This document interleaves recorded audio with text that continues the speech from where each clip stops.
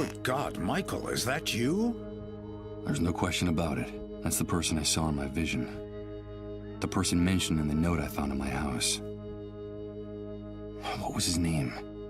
Hello, Chris. Come in, quickly. It's dangerous to be out on the streets at this hour. Michael, I'm so glad to see you again. After all that time without hearing from you, Sarah and I feared the worst. But tell me, why didn't you come sooner? Where have you been all this time? From his enthusiastic welcome, it looks like this man and I were good friends in the past, before the entire world collapsed. But can I trust him? I don't know. Do I have any other choice? It's a long story, Chris. Very long. I'm all ears, old friend. And while I tell him everything I can remember, the few things in my memory since waking up in Rod's trailer, I see a mixture of tenderness and compassion on his face. Something I haven't seen in anyone else since waking up in this hellhole. I haven't the slightest doubt. I can trust this man.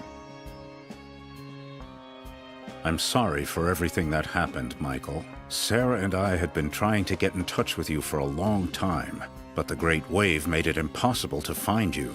Now I know why. As a matter of fact, she went out to take that note to your house.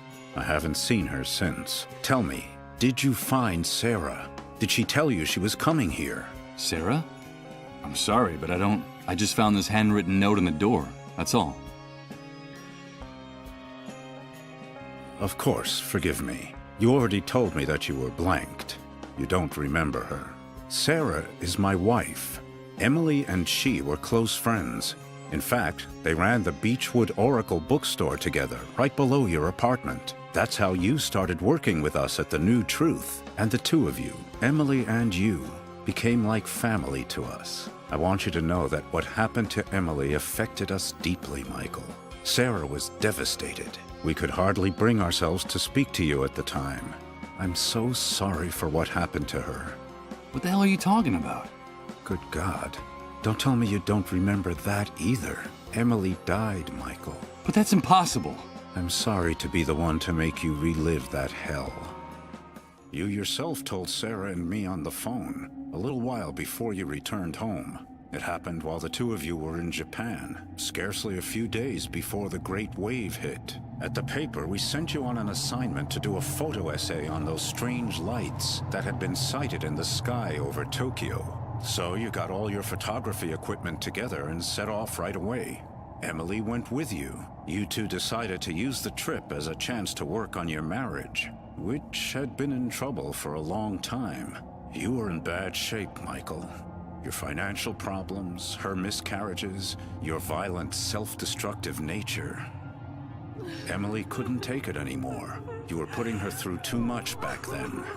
Things are not going well between us, Michael. You know that. It's only a rough patch. You'll see. It's all your fault! You have to get on top of this, Michael. It's destroying both of us. I'm afraid of you. I can't help it. It's that demon. You know I can't help it. From what you told us, things were getting better. After so many years, both of you were starting to rediscover each other. Everything will be different. Remember that vacation we took to the beach? When we were getting to know each other? Everything will go back to the way it was. Promise me. I promise. Until one night in your hotel, Emily started to feel sick. It all happened very fast. She was having fainting spells, vomiting, running a fever. You took her to the nearest hospital where she was admitted immediately. Emily, what's happening? Emily! Emily!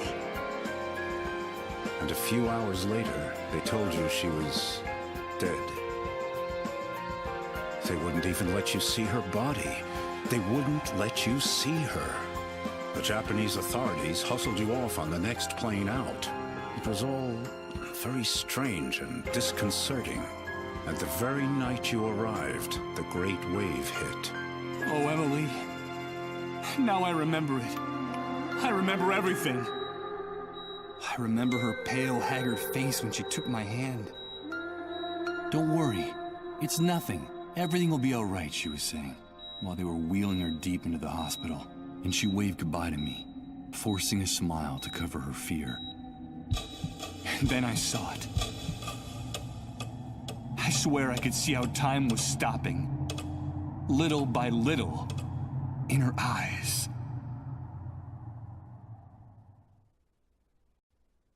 Emily can't be dead. She talks to me. I've been hearing her voice for some time now. You must think I've lost my mind. From the little we were able to talk to you before you got back, we could see that her death hit you terribly hard, Michael. You felt extremely guilty for the way you treated her those last few years. You said you would never be able to forgive yourself. It's possible that the pain warped your mind, but it's also possible that what is happening to you is real. If Emily died before the Great Wave, how can what's happening to me be real? Let me tell you something. In spite of the catastrophe, at the New Truth, we've never stopped working. For Sarah and for me, this newspaper is our life. And since the Great Wave, our contacts and confidential sources haven't stopped bringing us the most incredible and chilling information you could imagine. Thousands, no, millions of unexplained phenomena are taking place simultaneously all over the world, Michael. We're living through the strangest and most confusing times in our history, and any hypothesis, no matter how crazy, must be taken into consideration, even what you just told me. There's no question that something extraordinary is happening all over the world because of the Great Wave, the emergence of the dissolved, and our gradual approach to the dead synchronicity point.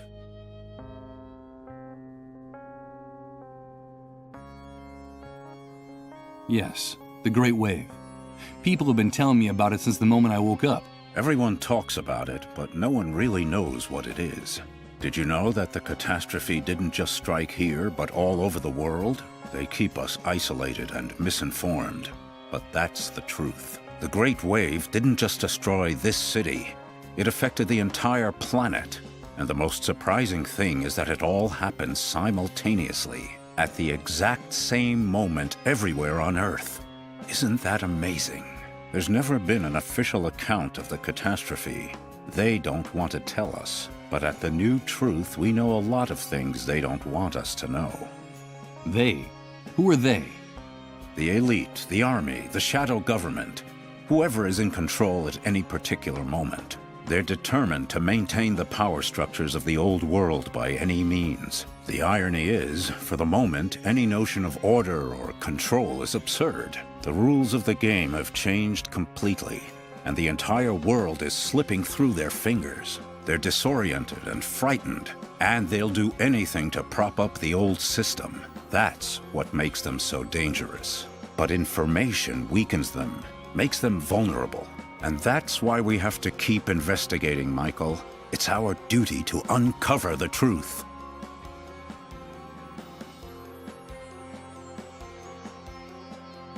Dead synchronicity?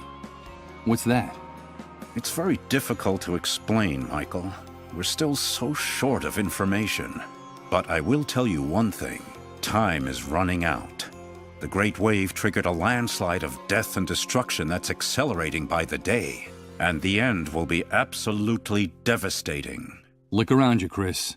It's impossible for the situation to get worse. If the theory about the approach of the dead synchronicity point is true, the future that awaits us will make everything we've seen up to now seem like a walk in the park, Michael.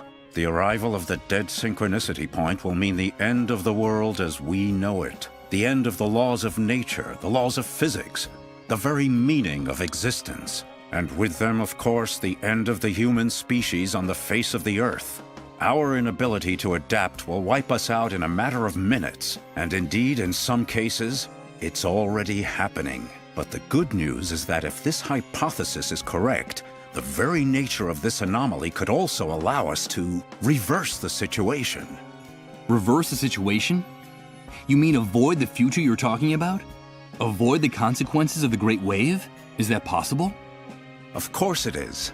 How can I explain it to you? No, not yet. It would be too complex for you to understand, and I don't want to create any false hope. I can't tell you anything more for the time being. We need more information, more sources, and we need them urgently. Time is running out, in every sense of the word. The dissolved. That horrible disease. Yes, the fate of those poor devils. That's the cruelest and saddest part of this story. From reliable sources, we've been able to find out that while it is true the Great Wave multiplied the number of dissolved drastically, a few early cases of dissolution were actually detected hours, even days before the catastrophe. What? There were cases of the dissolved before the Great Wave? Yes, Michael. Just a handful of victims scattered across the globe. But the timing is significant. What's more, people have told us shocking stories about those victims. I could tell you one. Colin, the only child of the family that took care of me in the refugee camp, is a dissolved. Just a few hours ago, in a deep trance, he shouted out my name, insisting that he needed to talk to me. He kept saying that he wanted to give me a message from Emily. Good God, Michael. And what was that message? I don't know. I haven't had a chance to talk to him, but I will.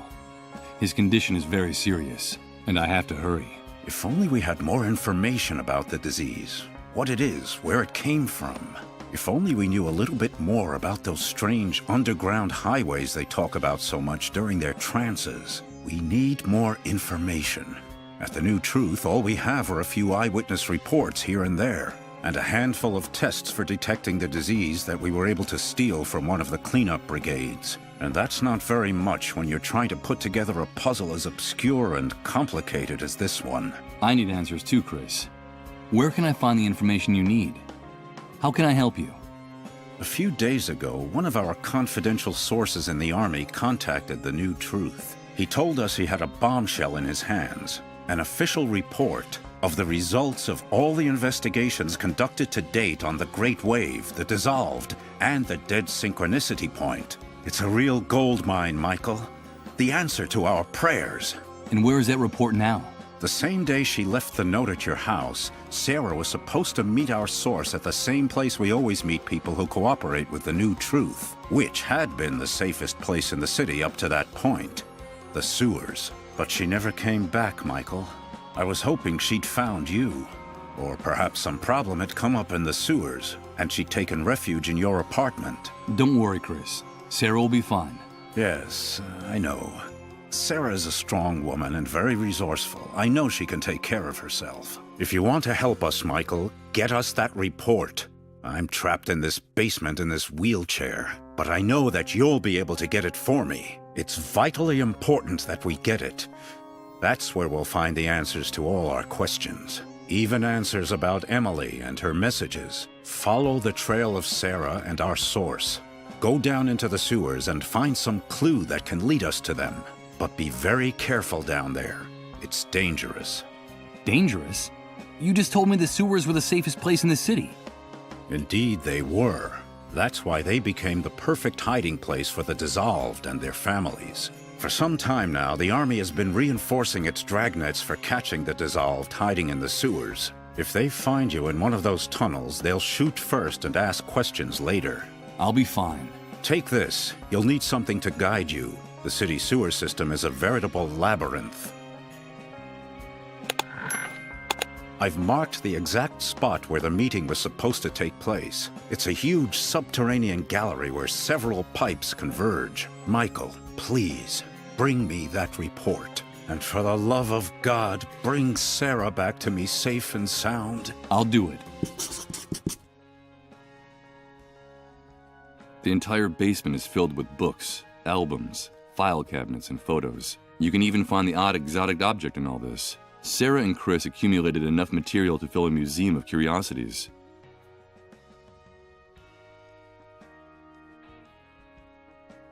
Covered with scrawled notes, open books, and dirty coffee mugs, I get the impression that Chris lives, works, eats, and sleeps at this enormous desk.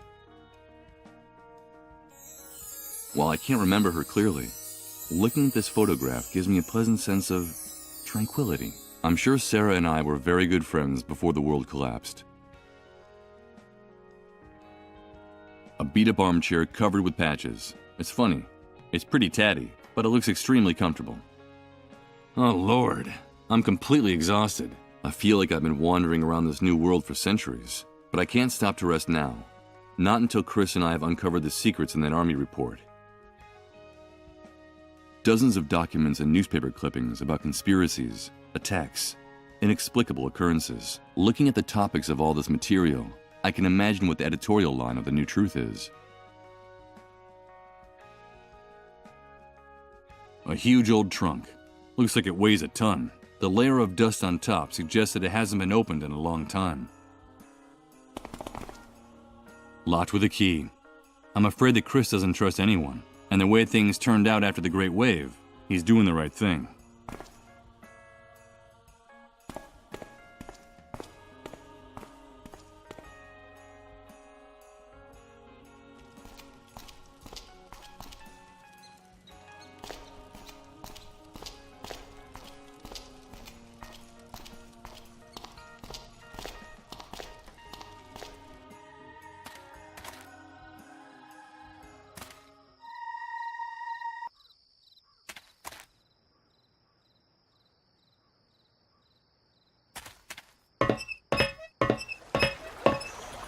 Wait a minute.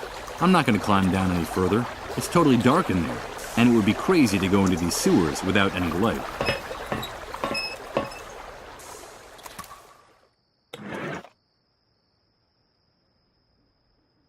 Here goes.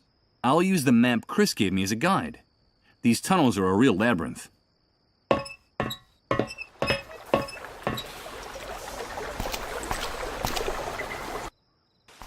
This is the place marked on the map, the place where Sarah and her confidential source were found. The underground rivers that carried the sewage and garbage from Doomsday City lead here. If I ever thought I couldn't fall any lower, this place helps me remember how mistaken I was. There's a very familiar sound coming from the depths of the tunnel behind this grate. It's a subway train. I don't get it. If they boarded up the subway stops and shut down the subway service, what the devil are those trains carrying? And where are they going? That skylight leading to the outside is the only lighting in this place. The combination of the architecture, light and water, give this place an unearthly appearance. It looks like a cathedral built inside the sewers. They gleam like gold nuggets, illuminated by the light that enters through the ceiling. These empty shell casings are evidence that a shooting occurred in these sewers. They wouldn't be of any use to me. These bullets have already been fired. Damn it. More of that macabre graffiti. This pestilent city is oozing blood from every pore. The trail disappears, drip by drip, into that tunnel. This is where that river of filthy water ends. It's funny. Despite the nauseating stench it gives off, there's something hypnotic about that viscous green waterfall.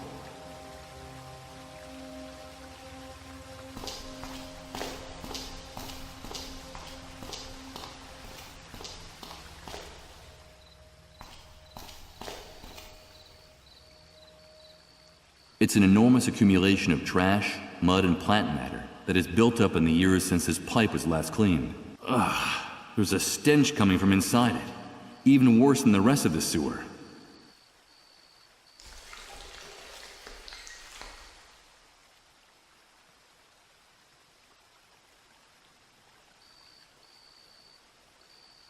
I've been able to remove some of the waste, but I won't be able to remove the rest of it with my hands.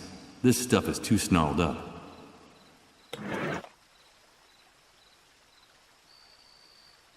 All right, let's see what the devil is so tangled up in here.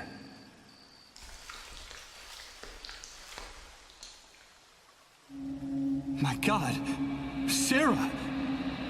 A bullet's torn off her jaw, but her face is still recognizable. Poor Chris. How am I going to break this to him?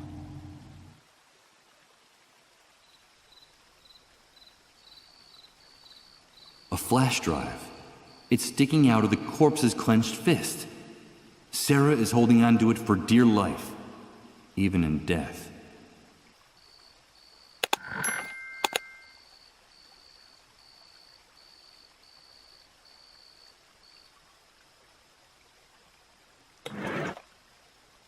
I'll take good care of it. This piece of plastic was the motive for Sarah's murder. That's how little human life is worth in this hellhole.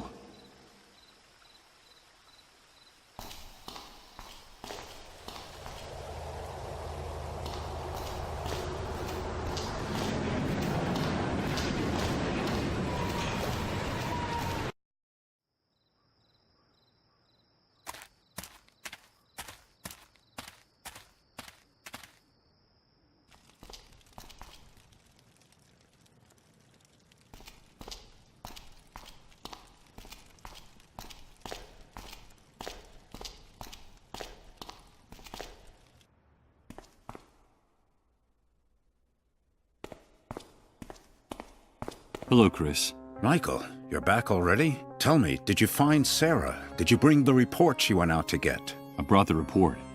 Here it is. Oh, that's great news. I knew you could do it. Ah, damn it. I should have guessed. I was expecting a paper dossier, not an electronic document. We have a serious problem, Michael. Problem? What's wrong? We're not in the old world anymore, and access to electricity is a privilege very few people have nowadays. The good news is that I was able to save my old laptop from the Great Wave.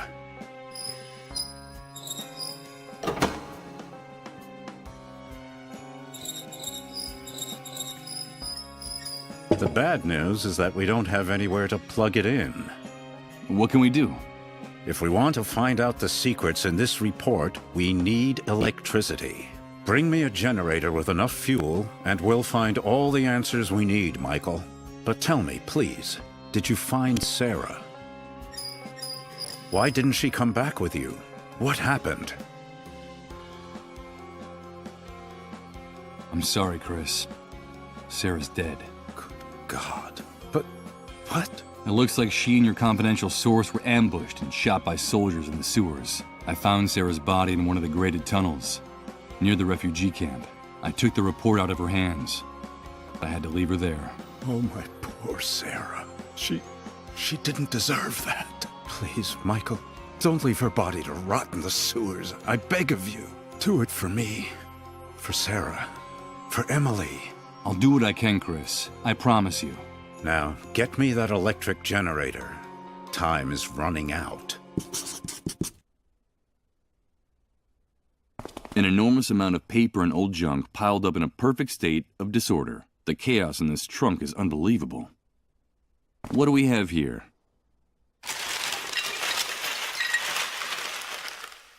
As one would expect, there are only old magazines, stacks of paper, and outdated printing supplies here. No, wait a minute. It looks like there's also film for instant cameras here.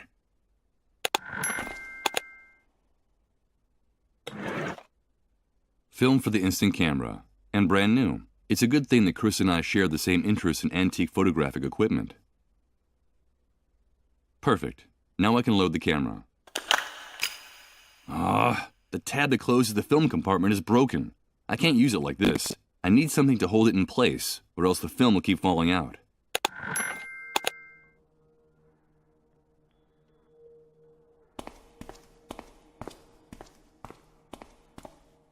Before leaving his house, I shoot a furtive glance at Chris. He's gazing at Sarah's photo in silence, completely lost in thought. Maybe I should have lied to her. Told him that she got away, leaving the report behind, that she's safe and sound, and just waiting for the right moment to come back. The truth is a poisonous inheritance from the old world. What good does it do to know it, if it snatches away your last hope?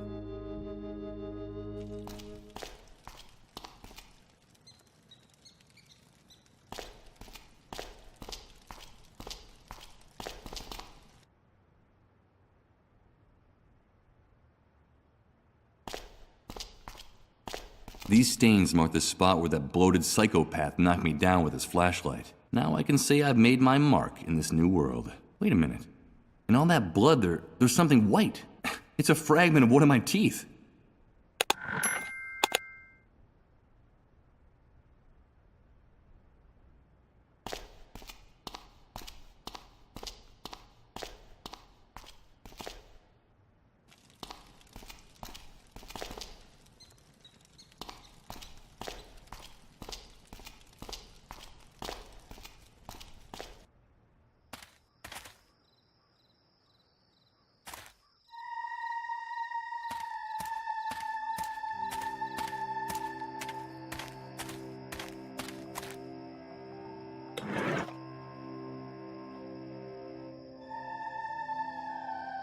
I have an excellent view of the hospital compound and the fuel depot from here. It's a shame the camera's film compartment is broken.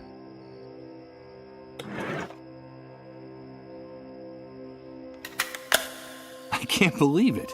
The tooth fragment fits perfectly into the slot for the broken tab. Now I can close the film compartment. Okay, here goes. Damn it. It came out too dark, and the flash doesn't help much. You can hardly make out the depot. The photo is useless like this. I need more light.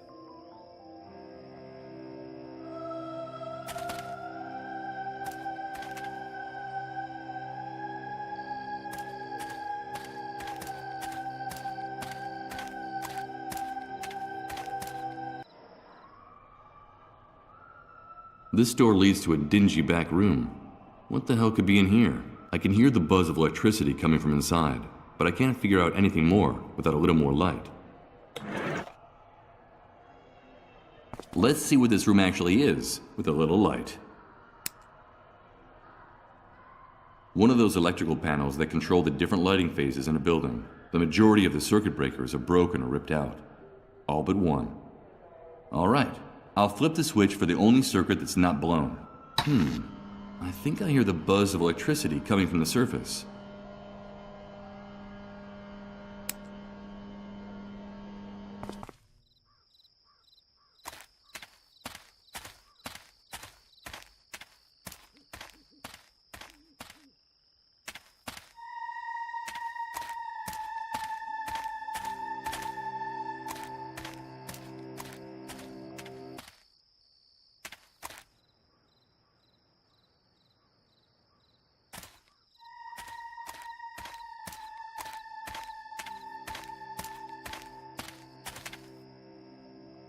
A few powerful spotlights light the contents of the depot. This place is glowing like a gold mine right now. Let's take a look. Perfect.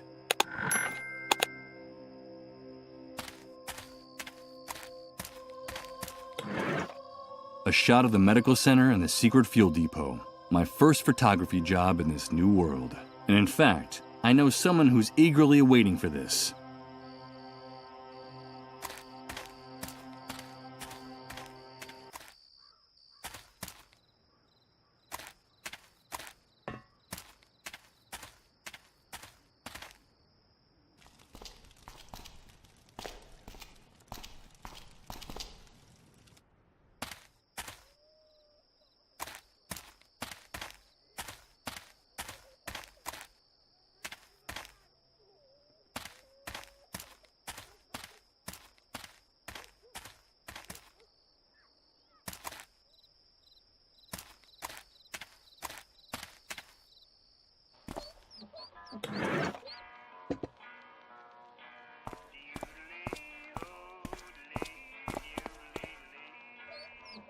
I've brought what we agreed. Here's the photograph of the fuel depot. Fantastic, Mike. Let's see what you've got there. This is incredible. Those pigs have been storing thousands of gallons of fuel, and all within our reach. With your ID, all we have to do is go into the compound, say, "Hello, boys," and bring it all back here. You've just made me very, very happy, dude. I knew I wasn't wrong about you. Now you have to hold up your end of the bargain.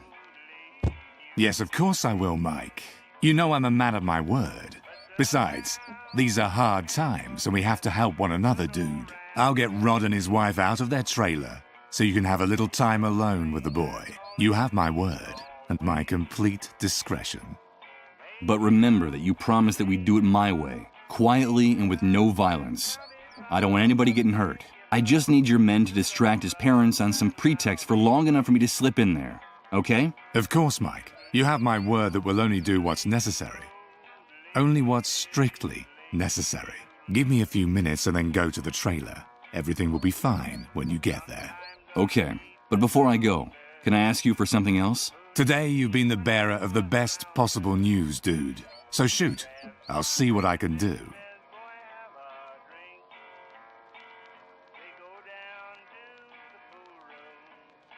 Some soldiers murdered a friend of mine in the sewers. I need you to take care of her body. Well, well, well. Murdered in the sewers? And what the hell was your friend doing there? Wait, don't answer. I've heard about that custom among some relatives of the sick. It means she was hiding a dissolved in the sewers. Or am I mistaken? Yes, you're absolutely, totally, and completely wrong. I'm not going to tell you what she was doing there. About her commitment to learning the truth, to changing things in the shithole left behind by the Great Wave, where you move around like a fish in water, you'd be incapable of understanding it. You couldn't even imagine making a sacrifice like that. Even I have a hard time imagining it. It's none of your business. Listen, Mike, you know what I think of those disease carriers and of the people who hide them. For everyone's sake, they all belong in the hands of the cleanup brigades. But you know what? Your intentions are good, giving a friend a decent burial. You're loyal to your friends, and I like that. Above all, you've got to be faithful. Loyalty is everything in this new world. So consider it done. I'll take care of it, dude. Her body's in the sewer tunnel that comes out by the entrance to the camp. Your friend will have a decent resting place. I give you my word. I need an electric generator urgently. Hey, dude, calm down. I think you misinterpreted my offer. Since the Great Wave, a generator has become worth more than the lives of 100 people in this camp. Don't think I couldn't get you one, but the price will be so high that I can't imagine how you'll be able to pay me. I'm sorry, Mike. But I just gave you access to thousands of gallons of fuel. But those barrels aren't walking out of that place on their own. My men and I are going to have to risk our hides by going into the lion's den. I'm sorry, but the matter is closed. You should be going now. I've got to get the trailer sorted out. Give me a few minutes and then you can go there, okay? Adios, dude.